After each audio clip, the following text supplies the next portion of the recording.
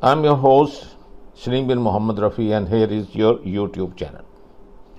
Since the whole world is on edge for as the World War III is starting, and you can see the dirty role of Cyprus. Now, if now the Turkey and Pakistan and they do not join Iran, or if the Russians and Chinese do not, and this is the golden moment in the history of the whole world, to once for all get rid of this will be the fall of the American empire, which it is not his war, but look at it the way they bought Congress, they bought the Senate, these paid touts are there nothing more than a barking dogs, and they've been slapped and humiliated and thrown out of Vietnam, thrown out of Afghanistan, thrown out of everywhere they have gone in war with. They have always been defeated and never ever they have won, and they will face the worst scenario now in the case of this war, which they are going to support Israel. You can't support yourself. You are under debt of trillions of dollars. How on earth can you spend even a penny on there? But you are in one single day of war with, which is not your war, and you are protecting a dirtiest, filthiest population of the whole world, the scum of the society, the rapists, the baby killers, the women's killers. Is there anything there?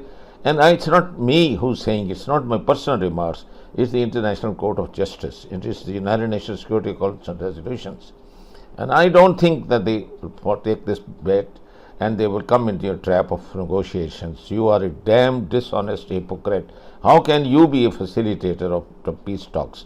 So that's the end of you, and always the great empires like Rome, as it was said in that, always are conquered from within. So it is epoch which has conquered you, and it's the Jews which has conquered you, and it's a shame on 250 million. America.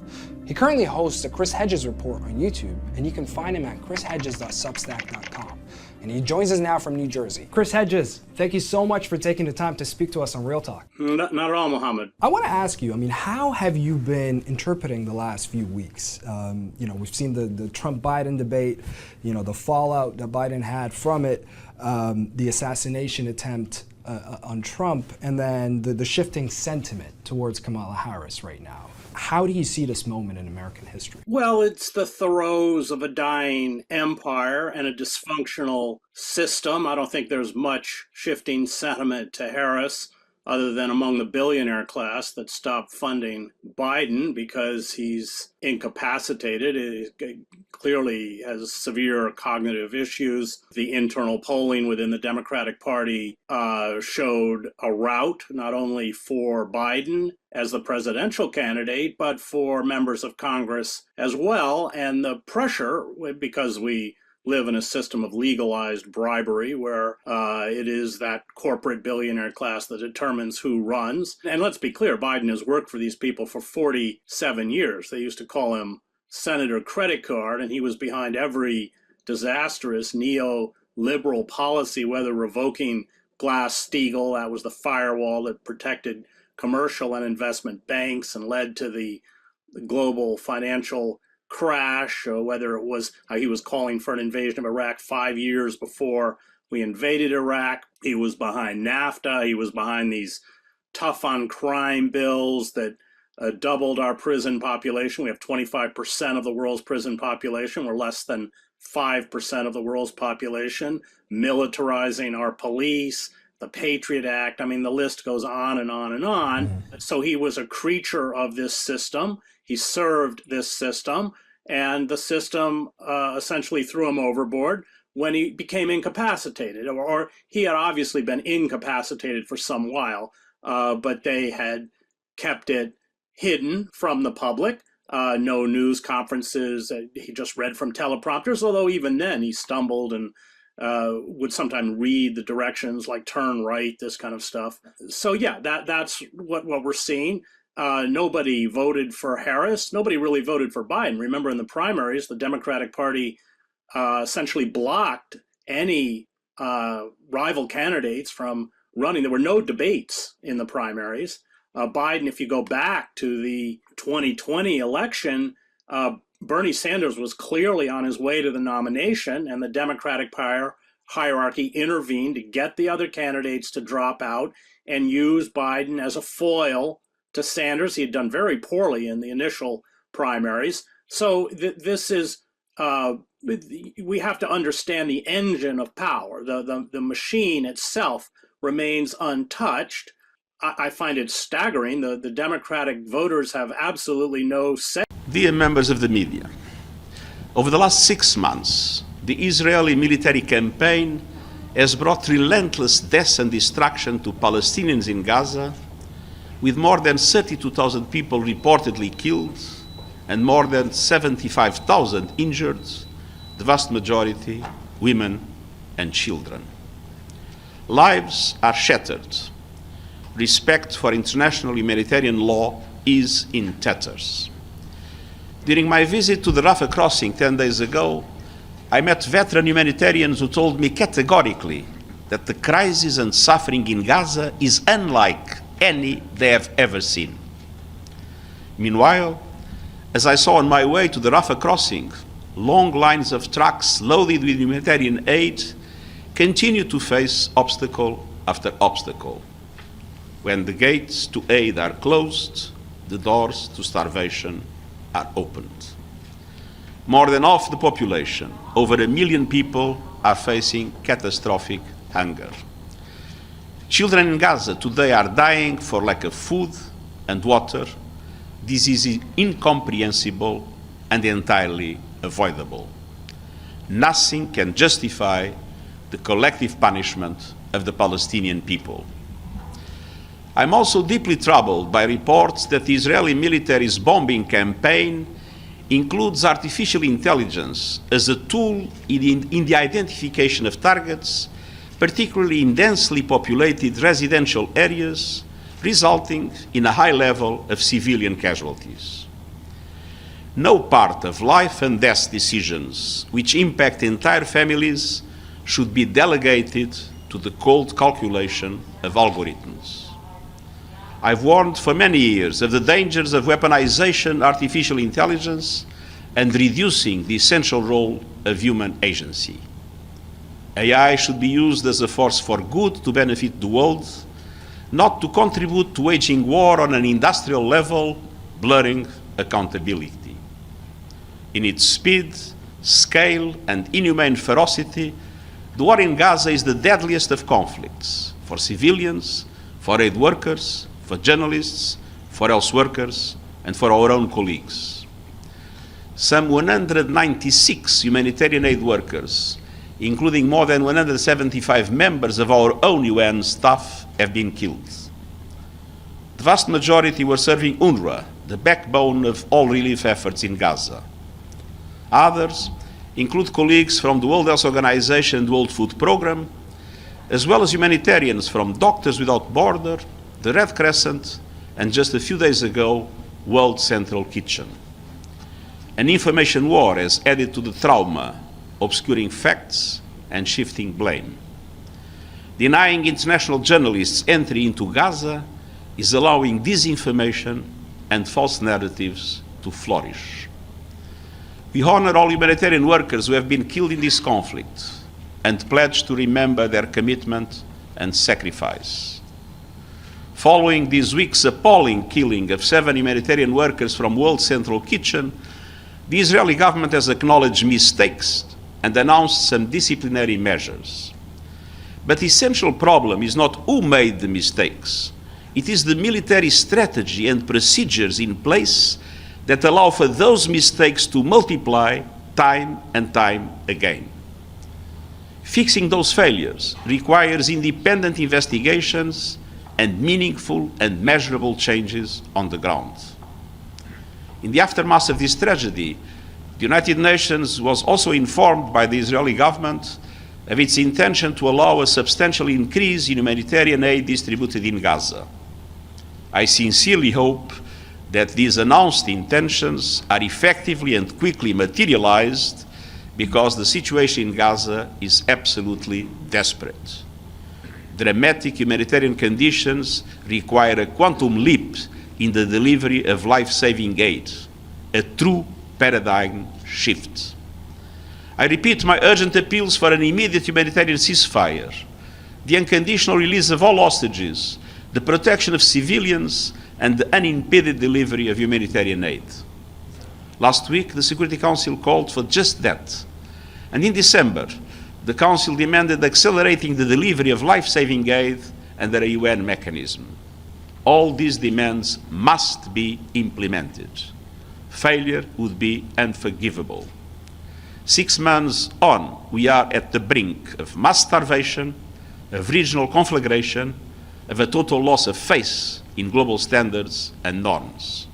It is time to step back from the brink, to silence the guns, to ease the horrible suffering, and to stop a potential famine before it is too late.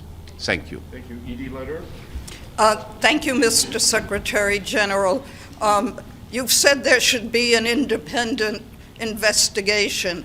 What can the बिस्मिल्लाहिर्रहमानिर्रहीम अस्सलाम वालेकुम। आज China ने बड़ा ही कमाल काम किया है। ये इतनी बड़ी डेवलपमेंट हुई है कि आज चाइना ने इनडायरेक्टली पहला बड़ा ऐलान किया है कि ईरान की जंग अगर बिफर जाती है, फैल जाती है, तो चाइना इस जंग में कूद पड़ेगा। और जब वो कूदेगा तो चाइना की टेक्नोलॉजी, चाइना के मिसाइल्स, चाइना का पैसा, इन्फ्लुएंस, वो सब के सब अमेरिका और इसकी ताकतों को रोन देगा। हुआ ये है कि आज चाइना ने इजराइल के ऊपर हमले से कुछ देर पहले ईरान के हवाले से ओपनली पैगाम दिया है कि ईरान को, यानी उन्होंने ग्रीन सिग्नल दे दिया है कि आप इजराइल पर हमला करें। चाइना ने कहा है ईरान को पूरा हक है अपनी जमीन का दिफा करे।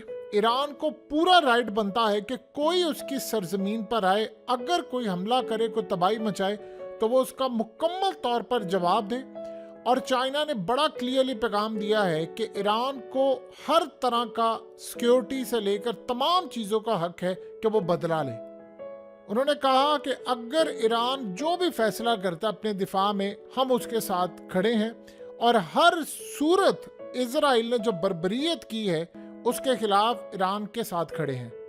उन्होंने कहा जिस तरह इसराइल ने हमास के लीडर इस्माइल हानिया को मारा है तेहरान के अंदर और ये बर्बरियत की है, ये तो इंटरनेशनल कानून की खिलाफ वर्जी तो है, ये ईरान की सॉवरेनिटी के खिलाफ है। ये तो पूरे का पूरा रीजन तबाह करने के ऊपर इसराइल तो लाभ है। उन्होंने कहा कि पूरा हक बनता है ईरान का कि वो इसका जवाब दे, भरपूर अंदाज में जवाब दे। हम मुकम्मल तौर पर ईरान की यानी बैक करेंगे, ईरान के पीछे खड़े हैं और जो भी सूरत हाल होगी हर तरह से ईरान को सपोर्ट करेंगे। चाइना आम रूटीन के अंदर बयानात देता नहीं है, लेकिन जब वो बयानात देता है तो उसकी पॉलिसी ये है कि अगर उसने सिर्फ इतना ऐलान कर दिया कि हम ईरान की सपोर्ट में आखिरी हद तक जाएंगे, तो आप ये समझ लीजिए कि उसका ये मतलब है कि आप खुलकर मारे इसराइल पर मिसाइल, जितने हो सकता है मिसाइल मारे, जो आप कर सकते हैं करें, हम आपके साथ खड़े हैं।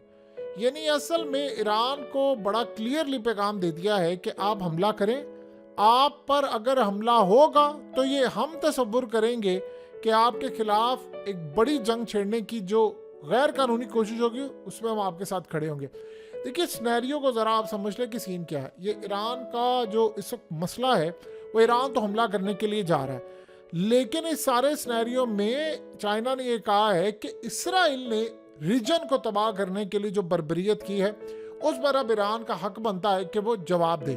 देखिए आप किसी भी मुल्क के अंदर जाकर हमला करेंगे तो अगला मुल्क तो जवाब देने के लिए तैयार होगा। इसराइल को आज एक बात अच्छी तरह पता चल गई है कि अब ईरान के साथ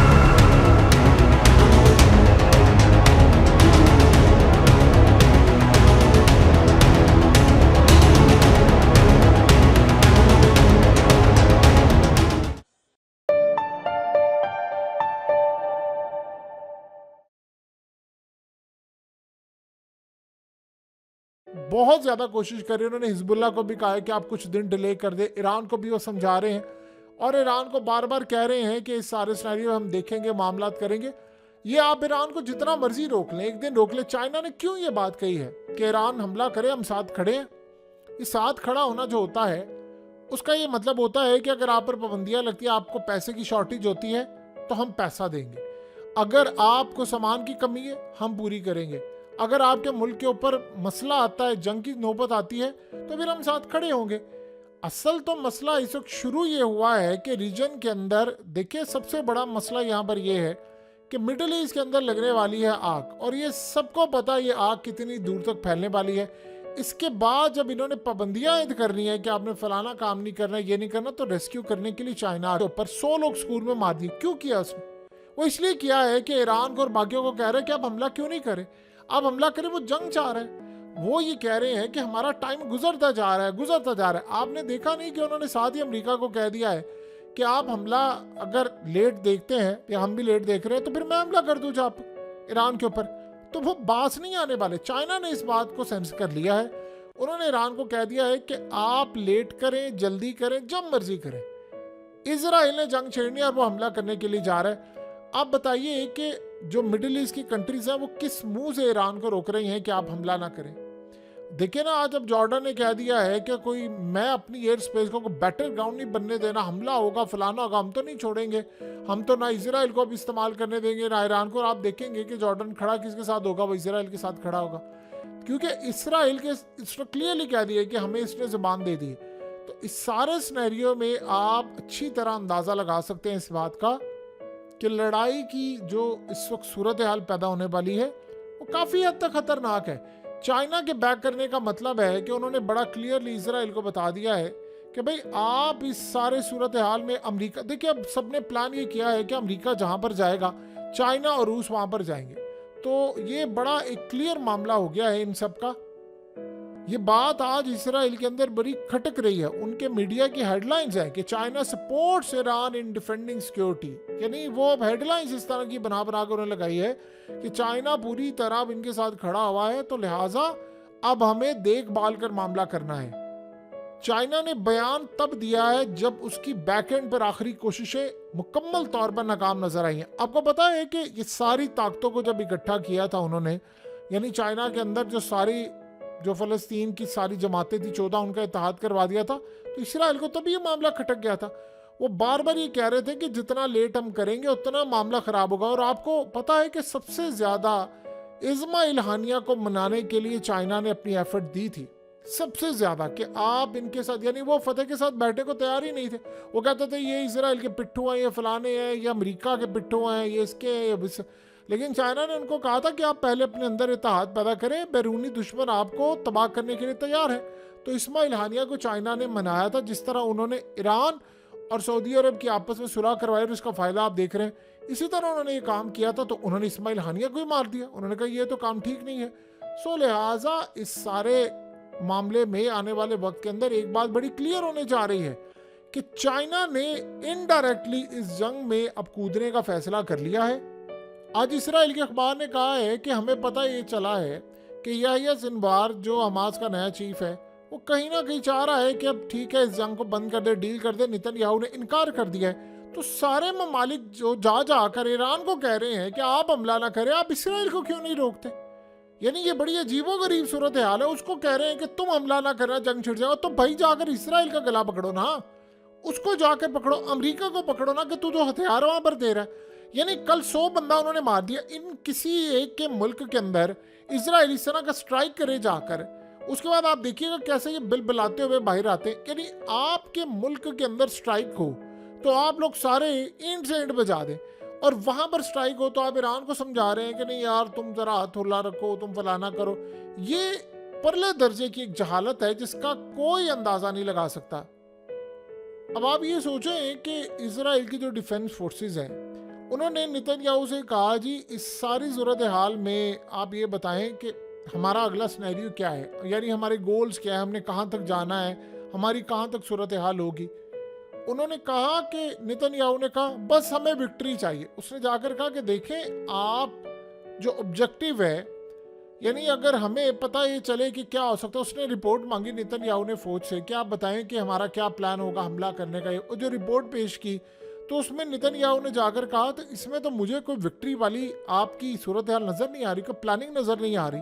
तो उन्होंने कहा देखिए अगर इस तरह का हमला होगा तो हम कैसे अपनी स्ट्रेटजी बना सकते हैं कि यहाँ पर जब बहुत सारे रीजन के अंदर हमारे खिलाफ हो जाएंगे तो हम कैसे भी लड़ाई कर सकते हैं, कैसे हम आपको गारंटी दे सकते हैं कि हम इस जंग को जीतने जा रहे हैं। सो लिहाजा अगर हम लिबनान के साथ जंग करते हैं, हम ये बहुत सारी चीज़ें करते हैं, तो इसमें हमारे चांसेस इतने नहीं है जीतने के, क्योंकि इस सारी सूरत हाल में बहुत बड़ी तादाद में कई ममालिक 13 फ्रंट खुल सकते हैं। तो आप यहाँ से अंदाज़ा कर सकते हैं कि अगर फौज का ये लेवल है तो फिर सूरत हाल क्या होगी। मसला सारा सिर्फ ये है।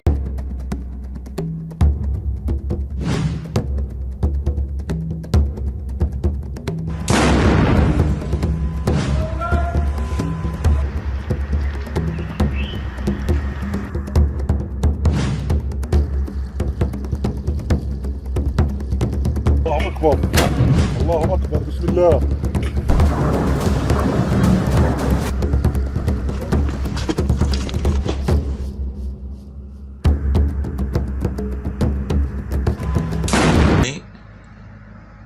उसके बाद बेल बटन पे क्लिक करें और अपने कमेंट्स के सेक्शन में अपने कीमती जो ख्यालात का इजहार ज़रूर